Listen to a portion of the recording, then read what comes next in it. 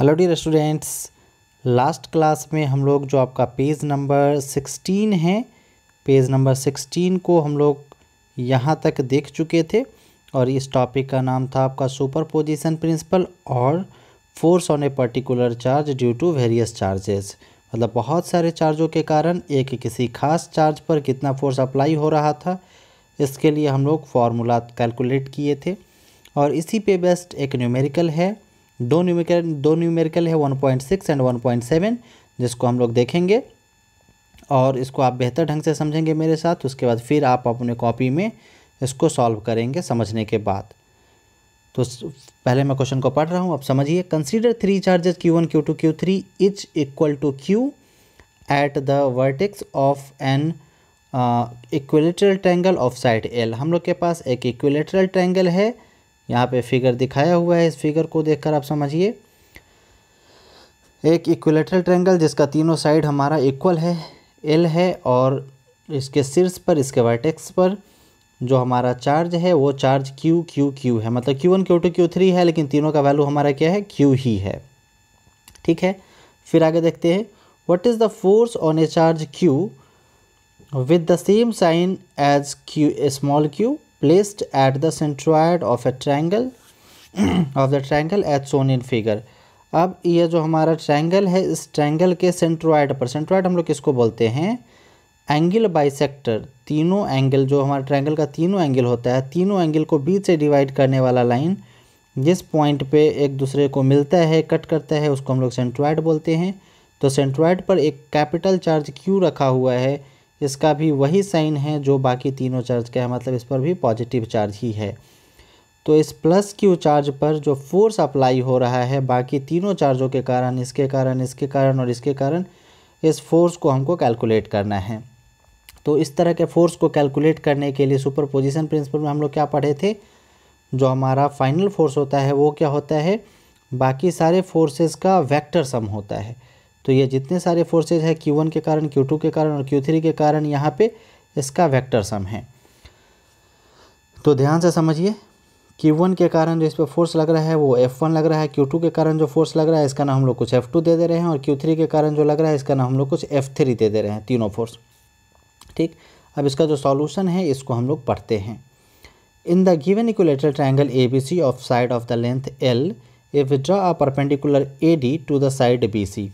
इसका कहना है कि ये जो हमारा त्रिभुज ABC है, इक्विलेटरल ट्रायंगल ABC है, इसमें तीनों का साइड हमारा क्या है, L है, और फिर AD जो है हमारा, AD एक लाइन हम लोग ले रहे हैं जो परपेंडिकुलर है किस पे, BC पे। BC पे ये परपेंडिकुलर लाइन AD हम लोग खुद से ले रहे हैं, ऐसा आपका सॉल्यूशन का कहना है। फिर अब AD का वैल्यू हमको लिखना है किसके रिस्पेक्ट में, या तो आप इसके रिस्पेक्ट में लिख सकते हैं या फिर इसके रिस्पेक्ट में। क्यों लिख रहे हैं, क्योंकि हम लोग ये जो वैल्यू है, ये चार्ज इस पर फोर्स अप्लाई कर रहा है, या फिर ये चार्ज इस पर फोर्स अप्लाई कर रहा है, या फिर ये चार्ज इस पर फोर्स अप्लाई कर रहा है, इसका हम लोग डिस्टेंस फाइंड कर सके। इस डिस्टेंस फाइंड करने के लिए हम लोग को AD का वैल्यू जानना पहले बहुत ज़रूरी है, उसको हम लोग आगे देखेंगे फिर क्यों ज़रूरी है। पहले AD का वैल्यू अगर हम लोग कैलकुलेट करना चाहे तो AD इक्वल टू हमारा क्या हो जाएगा, ये AD है, ये वाला एंगल कितना है, 30 डिग्री। 30 डिग्री क्यों, क्योंकि ये टोटल एंगल 60 डिग्री है, 60 डिग्री है, तो 60 का हाफ हम लोग करेंगे तो 30 हो जाएगा, तो ये एंगल कितना है, 30 डिग्री है। अच्छा, बहुत इंपॉर्टेंट क्वेश्चन है, आप इसको पूरे ध्यान से समझेंगे।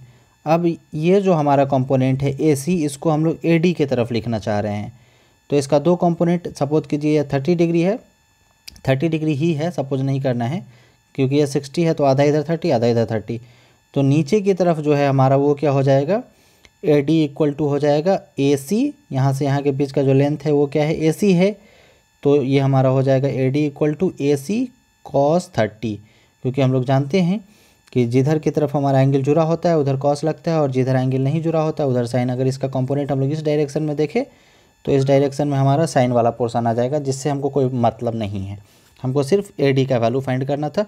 तो वही चीज़ यहाँ पर लिखा हुआ है, AD इक्वल टू क्या हो जाएगा, AC cos 30 degree, AC cos 30 degree हो जाएगा।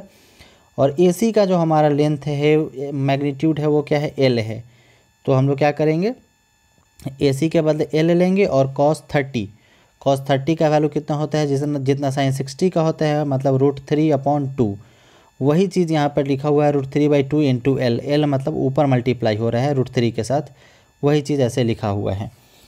फिर है एंड द डिस्टेंस ओ, हाँ ए ओ, और फिर ये जो डिस्टेंस है ए से लेके ओ के बीच का ऑफ द सेंट्रोइड ओ, इस सेंट्रोइड ओ का डिस्टेंस कितना है ओ ए, है ना, फ्रॉम ए से।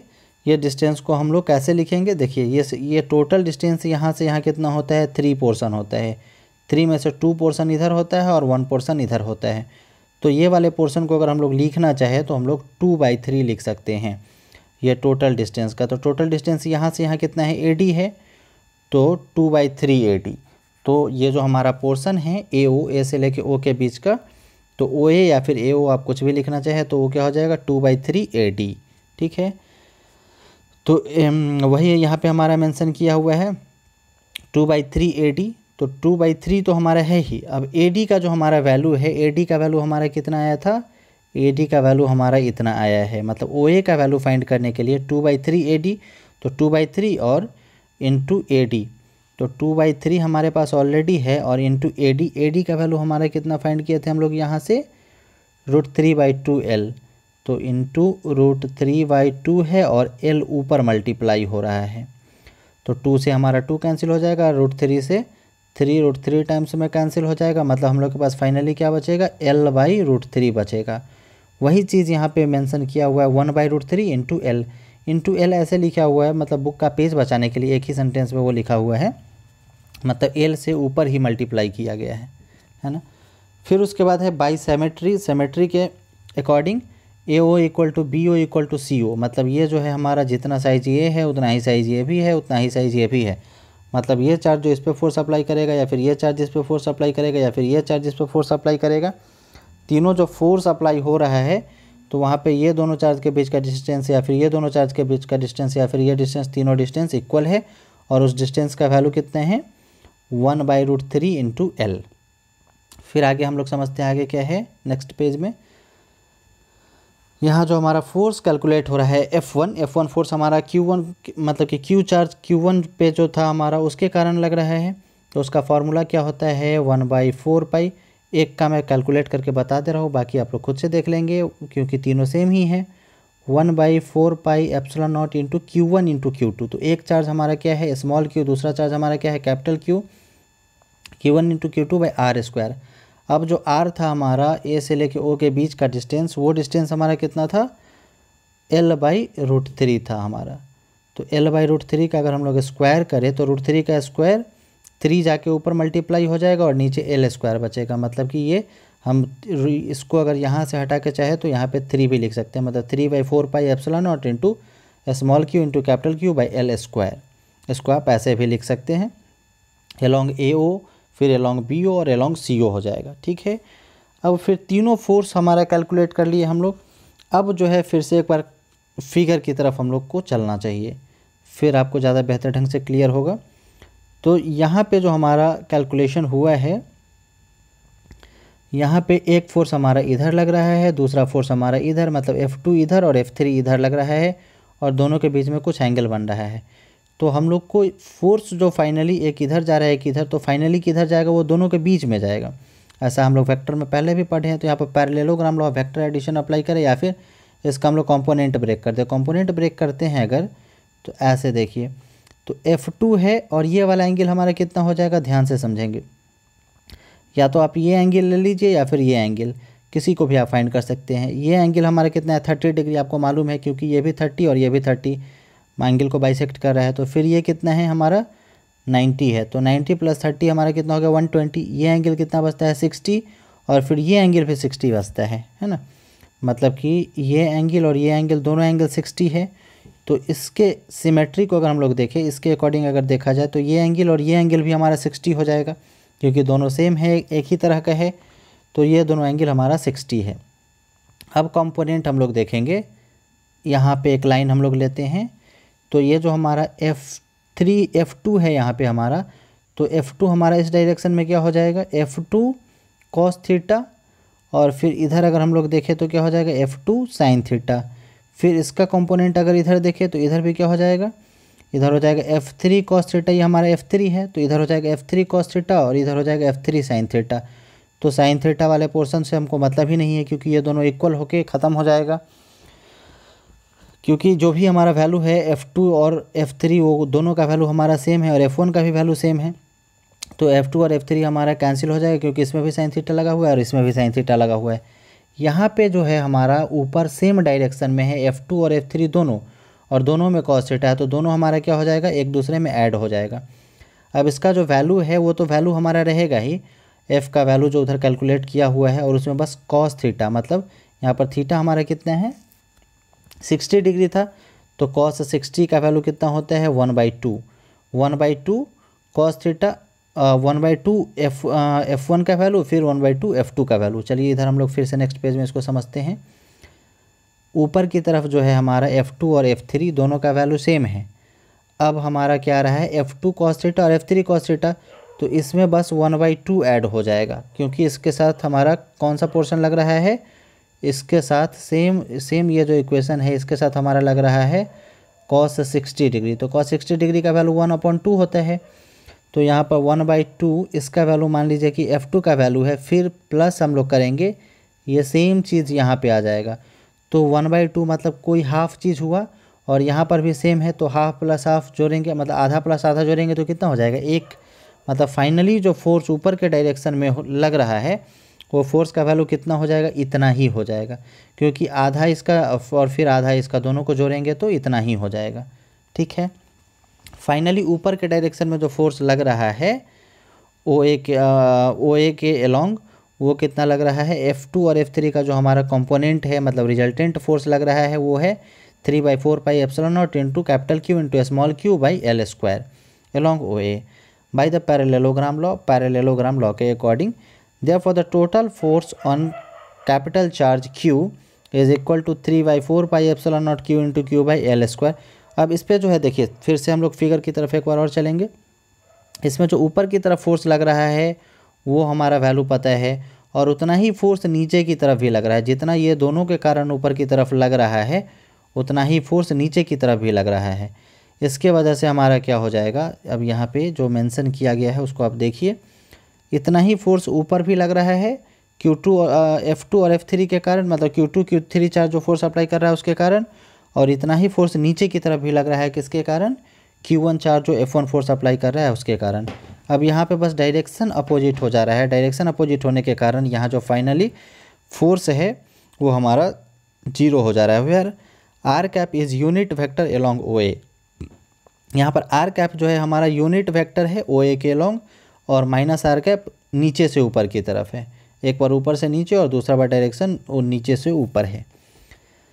फिर है उसके बाद, it is clear also by symmetry that 3 forces will sum to 0। यहाँ पे जो हमारा 3 फोर्स अप्लाई हो रहा है इक्विलैटरल ट्रायंगल में, उसका हमारा जो फाइनल फोर्स है, रिजल्टेंट फोर्स है, वो क्या हो जाएगा 0। ये डाटा को आप डायरेक्ट ध्यान में रख सकते हैं। हो सकता है कि आपके कॉम्पिटिटिव एग्जाम में इस तरह का क्वेश्चन पूछे या 12th का ऑब्जेक्टिव में पूछे, तो वहाँ पर आप इजीली इसको कर सकते हैं। क्या क्वेश्चन क्या है, एक इक्विलैटरल ट्रायंगल अगर हो और उसके सेंटर पे अगर चार्ज, सेंट्रॉयड पे अगर चार्ज रखा हो, तो सेंट्रॉयड पे फाइनल फोर्स का वैल्यू कितना होता है 0। ये डायरेक्ट आप ध्यान में रखेंगे इस डाटा को, या फिर आप चाहे तो इस बात को अपने कॉपी में मेंशन भी कर सकते हैं। क्या मेंशन करना है कि एक इक्विलैटरल ट्रायंगल के सेंट्रॉयड पे अगर कोई चार्ज रखा हुआ हो, तो उस चार्ज पे बाकी कॉर्नर के तीनों चार्जेस के कारण जो फोर्स अप्लाई हो रहा है वो फोर्स का वैल्यू क्या होगा 0, जब इसके वर्टेक्स पर तीनों चार्ज का वैल्यू सेम होगा। तो अगर वर्टेक्स पर तीनों चार्ज का वैल्यू अगर अलग अलग होगा तो फोर्स का वैल्यू हमारा 0 नहीं आएगा। फिर उस कंडीशन में जैसे हम लोग यहाँ पे कैलकुलेट किए हैं उसी तरह से कैलकुलेट करके फाइंड करेंगे कि कितना वैल्यू आता है। फिर हम लोग देखते हैं, suppose that the resultant force was non zero but in some direction. मान लीजिए कि रिजल्टेंट फोर्स नॉन जीरो था और किसी डायरेक्शन में था। Consider that would happen if the system was rotated through 60 degree about O। इसका कहना है कि मान लीजिए कि अगर सिस्टम को 60 डिग्री पर अगर इस तरह से घुमा दिया जाता तो इस तरह का कंडीशन होता।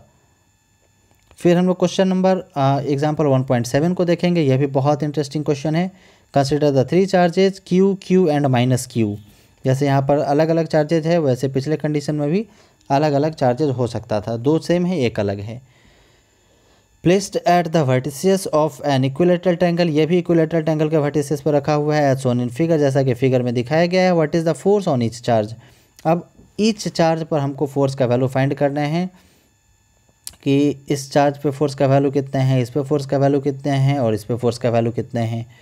तो दोनों क्यू चार्ज पे फोर्स का वैल्यू हमारा क्या होगा, सेम होगा, और इस पे भी तो सेम ही होगा, लेकिन बस डायरेक्शन का थोड़ा सा डिफरेंस आ जाएगा। तो चलिए फटाक से इसको हम लोग देखते हैं सिचुएशन के अकॉर्डिंग। अब Q1 पे सबसे पहले हम लोग देखते हैं। Q1 हमारा निगेटिव चार्ज को हम लोग ऊपर ले रहे हैं और दोनों पॉजिटिव चार्ज को नीचे ले रहे हैं। तो पहले हम लोग पॉजिटिव चार्ज की कंडीशन को देखते हैं। अब पॉजिटिव चार्ज पे ये negative charge attractive force apply कर रहा है इस डायरेक्शन में, ठीक है, और ये पॉजिटिव चार्ज इस पर रिपल्सिव फोर्स अप्लाई कर रहा है इस डायरेक्शन में। आप इसका नाम कैसे दे देंगे, force on charge Q1 by Q2, मतलब ये जो हमारा फोर्स है ये क्या हो जाएगा, F12 हो जाएगा। और इधर जो अट्रैक्टिव फोर्स अप्लाई हो रहा है, कौन अप्लाई कर रहा है, Q3, इसका नाम हो जाएगा F13। ये जो फोर्स है ये F13। इसी तरह इस डायरेक्शन में अगर इस पर हम लोग देखें तो इधर से ये पॉजिटिव चार्ज इस पर रिपल्सिव फोर्स अप्लाई कर रहा है और ये नेगेटिव चार्ज इस पर अट्रैक्टिव फोर्स इधर अप्लाई कर रहा है। अच्छा, अब इस पे हम लोग देखते हैं निगेटिव चार्ज पे। निगेटिव चार्ज पे ये इधर अट्रैक्टिव फोर्स का अप्लाई कर रहा है, मतलब ये चार्ज इसको अपनी तरफ अट्रैक्ट कर रहा है और ये चार्ज इसको अपनी तरफ अट्रैक्ट कर रहा है, ठीक है। अब तीनों कंडीशन में हम लोग देखते हैं, ये इधर जा रहा है, ये इधर फोर्स अप्लाई हो रहा है, फाइनली रिजल्टेंट फोर्स किधर जाएगा, दोनों के बीच में। फिर ये इधर जा रहा है, ये इधर जा रहा है, मतलब रिजल्टेंट फोर्स हमारा किधर जाएगा, बीच में। फिर ये इधर आ रहा है, ये इधर आ रहा है, रिजल्टेंट फोर्स हमारा बीच में आएगा, ठीक है। अब F1 और मतलब तीनों फोर्स को हम लोग बारी बारी से कैलकुलेट कर लेते हैं। इसके सॉल्यूशन को पहले हम लोग पढ़ते हैं। अच्छा, यहाँ पे पहले सॉल्यूशन को पढ़िएगा तो बेहतर ढंग से क्लियर होगा। The forces acting on charge Q at A due to charge Q at B and minus Q at C are F12 along BA, F13 along AC respectively as shown in the figure. जो मैंने आप लोग को already बता दिए है कि जो Q1 है इस पे फोर्स एक इधर लग रहा है एक इधर लग रहा है, उसी चीज़ को सेंटेंस में यहाँ पे मेंशन किया गया है। By the parallelogram law the force F1 on the charge Q at A is given by, इस पे जो फोर्स लग रहा है पैरेललोग्राम लॉ से उस फोर्स को यहाँ पे मेंशन किया गया, F1 equal to FR1 cap. मतलब कि ये जो फोर्स लग रहा है ये हमारा F है और डायरेक्शन की इधर है R1 की तरफ है। जो R1 हम लोग ले रहे हैं डिस्टेंस वो R1 की तरफ है along BC। ये जो हमारा BC है B से C की तरफ, ये हमारा इधर इसका फोर्स F1 फोर्स का डायरेक्शन है। आप देखेंगे गौर से, ये हमारा BC का डायरेक्शन किधर है, इधर है, इधर ही इसके रिजल्टेंट फोर्स का भी डायरेक्शन है, दोनों सेम डायरेक्शन में है, वही चीज़ यहाँ पे मेंशन किया हुआ है। फिर द फोर्स ऑफ अट्रैक्शन और repulsion for each pair of charge has same magnitude. आप इस फोर्स की बात करें, इसकी बात करें, इसकी बात करें, इसकी बात करें, या फिर ऊपर से अगर हम लोग देखें तो इस फोर्स की बात करें या इस फोर्स की बात करें, मतलब ये जितने भी फोर्सेज लग रहे हैं सारे फोर्स का वैल्यू क्या होगा, सेम होगा। क्यों सेम होगा, क्योंकि चार्ज का वैल्यू सेम है और इसमें पॉजिटिव और नेगेटिव को हम लोग कंसीडर नहीं करते हैं, इसीलिए जो फोर्स का वैल्यू है वो क्या हो जाएगा, फोर्स चार्ज का वैल्यू हमारा सेम है, मतलब force equal to Q into Q by 4 pi epsilon not into R square. R मतलब दोनों चार्ज के बीच का डिस्टेंस, तो दोनों चार्ज के बीच का डिस्टेंस हमारा क्या है, L है, ये हमारा इक्विलेटरल ट्रायंगल है तो L स्क्वायर। मतलब फाइनली जो वैल्यू यहाँ पर लिखा हुआ है Q into Q square by 4 pi epsilon not into L square, ठीक है। फिर उसके बाद देखिए the total force F2 on charge Q, total force जो F2 है चार्ज Q पर एट पॉइंट B, ये जो हमारा पॉइंट B है इस पे, यहाँ पे पॉइंट B हमारा यहाँ पे है, इस पे हमारा F2 चार्ज है वो F1 चार्ज के हमारा इक्वल है। अब इसी तरह से हमारा यहाँ पे बस R1 कैप और R2 कैप जो हमारा यूनिट वेक्टर को शो कर रहा है और F3 भी हमारा सेम है, मतलब कि तीनों फोर्स जो है हमारा क्या है, फाइनली सेम है। इसके बाद हम लोग नेक्स्ट पेज में चलते हैं। नेक्स्ट पेज में थोड़ा सा है इसके सॉल्यूशन का हिस्सा बचा हुआ। Similarly the total force on charge minus Q at C is √3F। अच्छा, यहाँ पे जो है हमारा √3f हमारा फोर्स है वो कैसे है थोड़ा सा हम लोग देख लेते हैं फिगर में। इसके लिए हमको थोड़ा सा चलना पड़ेगा। फिगर में देखिए आप एक बार फिर से, जैसे हम लोग पिछले क्वेश्चन में parallelogram law of vector addition लगाए थे उसी तरह आप यहाँ पर भी लगाएंगे। एक हमारा इस डायरेक्शन में है फोर्स, दूसरा हमारा इस डायरेक्शन में है और ये हमारा इस डायरेक्शन में है फाइनली। तो यहाँ पर आप F इक्वल टू लिखना चाहे तो ये वाला फार्मूला भी अप्लाई कर सकते हैं। √अंडर F13 का स्क्वायर प्लस F21 का स्क्वायर प्लस 2 ये वाला फोर्स इंटू ये वाला force into cos theta. Theta का वैल्यू हमारा कितना हो जाएगा, ये एंगल भी हमारा 120 डिग्री है। तो यहाँ पर आप थीटा का एंगल 120 डिग्री लेके बना देंगे। कॉस 120 डिग्री का वैल्यू कितना होता है, जितना कॉस 60 का वैल्यू होता है, मतलब कि 1/2 और सेकेंड क्वाड्रेंट में है 120 डिग्री, तो यहाँ पर हम लोग माइनस लगा देंगे। आप वैसे करके भी बना सकते हैं या फिर आप चाहे तो कंपोनेंट लेकर भी बना सकते हैं। आप कंपोनेंट भी ले सकते हैं और कंपोनेंट के थ्रू भी आप इसको सॉल्व कर सकते हैं। तो यहाँ पर पिछले वाले फिगर को अगर हम लोग ध्यान में लाए तो पिछले वाला फिगर हमारा कुछ इस तरह से था। थोड़ा सा आप इस फिगर को ऐसे देखेंगे, ऐसे हम लोग बना लेंगे। ये हमारा वाई एक्सिस और ये हमारा एक्स एक्सिस, बिल्कुल पिछला जैसा फिगर है। ये वाला एंगल भी 60 डिग्री और ये वाला एंगल भी 60 डिग्री। फिर से मैं एक बार दिखाता हूँ, ध्यान से देखेंगे। ये वाला हमारा वाई एक्सिस हम लोग कंसीडर करते हैं, ये एक्स एक्सिस हम लोग कंसीडर करते हैं और ये वाला एंगल हमारा 60 डिग्री है और ये वाला एंगल भी हमारा 60 डिग्री ही है। ठीक है, यहाँ पे अब इसका कंपोनेंट आप ये जो हमारा F21 है इसका कंपोनेंट इस डायरेक्शन में लेंगे और इस डायरेक्शन में लेंगे तो कितना हो जाएगा F21 cos 60 डिग्री। और इसका भी अगर हम लोग ले इस डायरेक्शन में तो ये क्या हो जाएगा F13 cos 60 डिग्री। मतलब ये इसके साथ cos 60 डिग्री, इसके साथ cos 60 डिग्री। cos 60 डिग्री का वैल्यू 1/2 होता है, तो 1/2 ये फोर्स प्लस 1/2 ये फोर्स, दोनों फोर्स का वैल्यू सेम है। मतलब फाइनली जो इसका फोर्स का वैल्यू था स्टार्टिंग में ये Q²/4πε0 इंटू R², वही हमारा रह जाएगा यहाँ पर भी और यहाँ पर भी। बस यहाँ पे हमारा थोड़ा सा चेंज हो जाएगा। यहाँ पे आप वाई एक्सिस कंसीडर करेंगे, ये एक्स एक्सिस कंसीडर करेंगे। बिल्कुल ध्यान से समझेंगे। यहाँ पर ये वाला एंगल कितना हो जाएगा 30 डिग्री और ये वाला एंगल भी हो जाएगा हमारा 30 डिग्री। एक बार फिर से मैं फिगर बनाता हूँ। ये वाई एक्सिस, ये एक्स एक्सिस, ये एंगल 30 डिग्री और ये एंगल भी 30 डिग्री। तो इसका कंपोनेंट इस डायरेक्शन में कितना हो जाएगा, F31 जो है हमारा F31 cos 30 डिग्री और इसका भी हमारा हो जाएगा इधर F31 cos 30 डिग्री। और जो हमारा फोर्स है Q²/4πε0 इंटू cos 30 का वैल्यू हम लोग डालें तो √3/2 और फिर इसका भी हम लोग डालें तो सेम हो जाएगा Q²/4πε0 इंटू √3/2। मतलब कि एक बार फिर से हम लोग नेक्स्ट पेज में ले चलते हैं। नेक्स्ट पेज में नहीं वो चीज़ मेंशन है, इसी में यहाँ पे मेंशन है। आप लोग यहाँ पे देखिए फोर्स का जो वैल्यू है Q²/4πε0 इंटू L²। इसी में अगर हम लोग √3/2 से अगर मल्टीप्लाई कर दे फिर प्लस इसी तरह का एक और टर्म को यहाँ पर ऐड करें तो उस कंडीशन में आप क्या देखेंगे 1/2 और 1/2 वाले पोर्शन से मिलके ये 1 हो जाएगा और √3 हमारा मिलके फाइनली ये √3 हमारा ऐड हो जाएगा। तो फाइनली जो वैल्यू हम देख रहे हैं, जो F का वैल्यू आया है, F1 और F2 का वैल्यू कितना हो जाएगा, F1 और F2 का वैल्यू हमारा सेम इतना ही रह जाएगा। Q²/4πε0 इंटू L² के बराबर ही हो जाएगा F1 और F2 का वैल्यू। और F3 का जो हमारा वैल्यू है वो कितना हो जाएगा, √3 इंटू इतना, √3 इंटू Q²/4πε0 इंटू L², या फिर इसी को √3f भी बोला जा सकता है। ऑब्जेक्टिव में ये भी इम्पॉर्टेंट क्वेश्चन है या फिर कॉम्पिटिटिव एग्जाम में भी कि आपका पूछ देगा कि नेगेटिव कॉर्नर पे, ये जो नेगेटिव चार्ज है उस कॉर्नर पे कितना फोर्स का वैल्यू होगा। तो इस तरह से ऑप्शन में हो सकता है √3f। ठीक है, तो इसको आप लोग कॉपी में अच्छे से सॉल्व कर लीजिएगा और सॉल्व करने के बाद इस तरह का क्वेश्चन निश्चित रूप से ही आपको NCERT के एक्सरसाइज में भी मिलेगा और HC वर्मा के एक्सरसाइज में भी मिलेगा। तो वहाँ पे हम लोग बेहतर ढंग से इसका प्रैक्टिस करेंगे। ये NCERT में है ये क्वेश्चन, इसलिए ये ज़्यादा इम्पॉर्टेंट है क्योंकि नीट वगैरह में कभी कभी NCERT का क्वेश्चन सेम क्वेश्चन को रिपीट कर देता है। तो आप लोग इसको थोड़ा बेहतर ढंग से देख लेंगे। तो मिलते हैं फिर कल वाले क्लास में हम लोग। तब तक आप लोग अपना ख्याल रखिएगा, अच्छे से रहिएगा। तब तक के लिए बाय बाय।